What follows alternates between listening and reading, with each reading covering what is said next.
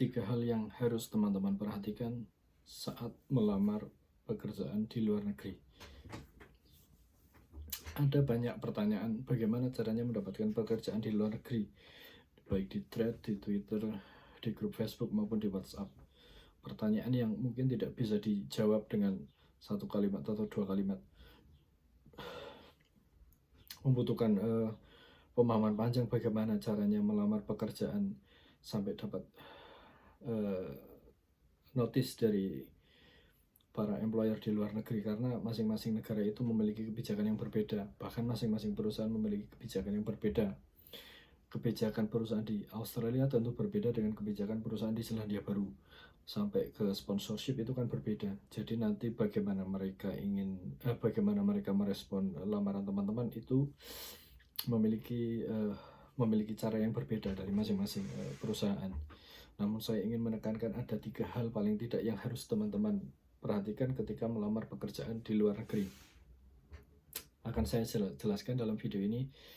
Jadi sebelumnya, Assalamualaikum warahmatullahi wabarakatuh. Saya Abi Anu, warga Indonesia yang tinggal di Selandia Baru. Saya bekerja sebagai juru sembelih halal di Selandia Baru. Saya tinggal di kota Palmerston North di Pulau Utara.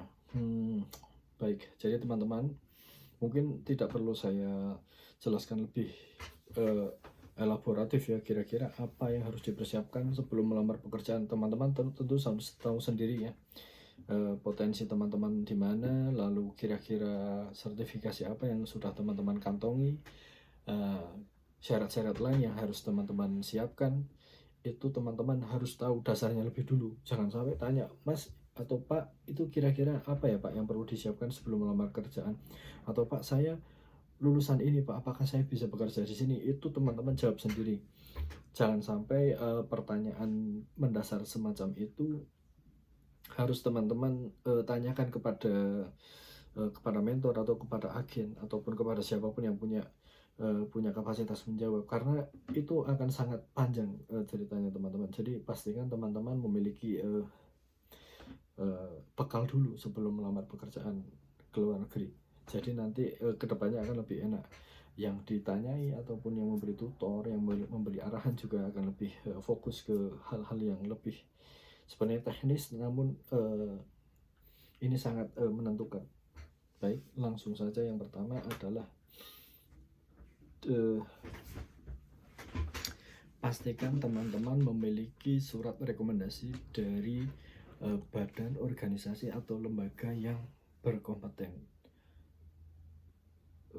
Surat rekomendasi ini tidak perlu berbayar, tidak melulu harus sertifikasi, namun menjadi sumber pengakuan bahwa teman-teman memiliki kompetensi, teman-teman mempunyai pengalaman, teman-teman memiliki bekal yang bisa dipertanggungjawabkan bahwa teman-teman itu memang layak dipekerjakan di perusahaan tersebut. Sebagai contoh, saya mendapatkan surat rekomendasi dari rumah pemotongan hewan dari Jember. Itu teman-teman harus bisa menemukan sendiri kira-kira teman-teman itu potensinya di mana, dan kira-kira di mana teman-teman bisa mendapatkan surat rekomendasi tersebut. Satu, jadi itu penting ya, surat rekomendasi. Teman-teman harus bisa menemukan orang yang mau mengeluarkan surat rekomendasi bahwa teman-teman paling tidak punya kompetensi, atau syukur-syukur dia mau mengeluarkan bahwa teman-teman pernah bekerja di situ, teman-teman pernah berkarya di situ, dan kinerja teman-teman itu sangat bagus sehingga mereka merekomendasikan teman-teman untuk dipekerjakan di perusahaan yang teman-teman lamar. Satu. Yang nomor dua, teman-teman memerlukan email double. Jadi kirim email secara ganda, pertama kepada perusahaan melalui situs pencari kerja seperti Seek atau TradeMe. Jika teman-teman belum punya TradeMe, karena TradeMe itu memerlukan sign up dengan nomor Selandia Baru, atau kalau di Australia itu Gumtree, teman-teman bisa mencoba mendapatkan email dari HRD yang berkaitan langsung dengan lamaran tersebut. HRD perusahaan syukur-syukur kalau head of HRD, kepala HRD-nya di email dengan badan email sama persis dengan lamaran yang teman-teman kirim melalui situs sig.com.nz atau sig.com.au. Pastikan email sama persis, attachment sama persis. Jadi lamaran, CV, resume, tes kesehatan, SKCK, foto, paspor, sertifikasi, surat pengakuan, paling tidak ada 9. Kalau lebih banyak lagi tentu lebih baik. Teman-teman silahkan mau mengattach akta kelahiran atau ijazah kuliah, itu lebih baik. Ijazah keterampilan malah lebih baik. Apapun yang teman-teman miliki. Jadi itu yang nomor 2. Pastikan teman-teman mengirim lamaran dalam 2 format. Yang pertama melalui sig.com.nz, yang kedua kirim lamaran ke HRD. Nah, ini yang ketiga, yang paling penting, dan ini insya Allah ampuh. Saya sudah merasakannya sendiri. Teman-teman memerlukan kontak dari owner atau CEO dari perusahaan yang teman-teman lamar. Kontak itu bisa berupa nomor HP, bisa email, bisa LinkedIn.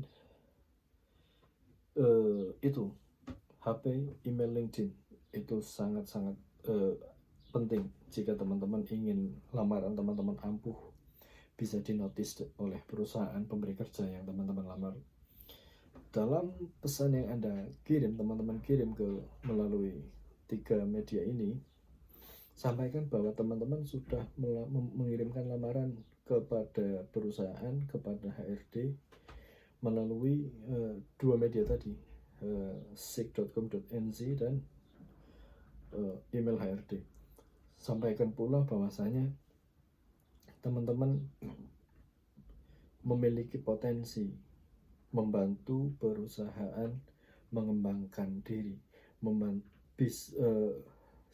memiliki kontribusi, potensi berkontribusi tinggi dalam perkembangan perusahaan, memiliki tingkat kelayakan tinggi untuk dipekerjakan, dan memiliki pengalaman yang lebih untuk dipertimbangkan oleh perusahaan.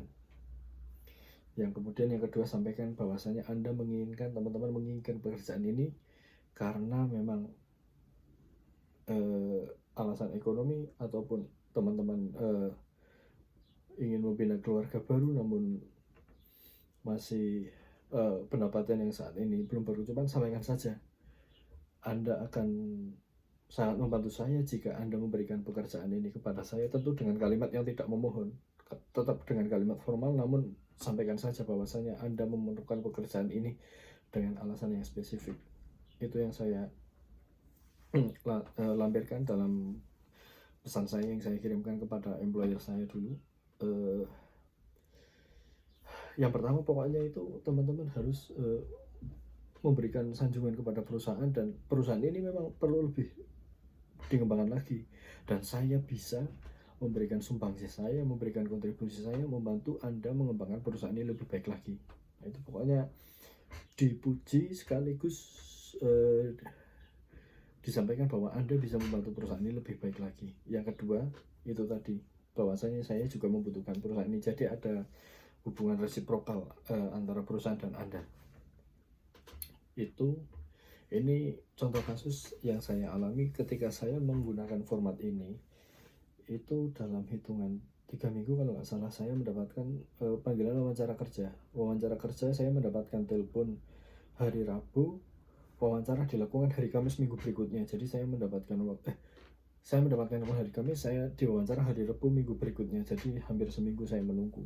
Namun tidak apa-apa, teman-teman bisa menyiapkan segala hal, karena wawancara akan dilakukan melalui Zoom, biasanya Zoom meeting, ataupun melalui media Microsoft itu, videonya punya Microsoft, saya lupa namanya itu. Nah, itu pastikan teman-teman ada laptop, entah itu minjam atau punya sendiri, silahkan. Namun harus dipastikan laptop itu sehat dan tidak menjadi masalah selama wawancara berlangsung. Saya menjalani wawancara selama kurang lebih 10 menit. kemudian saya mendapatkan ACC, bahwasanya saya diterima seketika. Saya diminta menunggu selama beberapa hari untuk kemudian HRD mengirimi saya syarat-syarat. Syarat-syarat saya kumpulkan selama sebulan. SKCK, tes kesehatan IELTS, DSB, itu saya lampirkan. Teman-teman yang sudah memiliki SKCK IELTS itu tentu lebih baik lagi dilampirkan dalam body lamaran.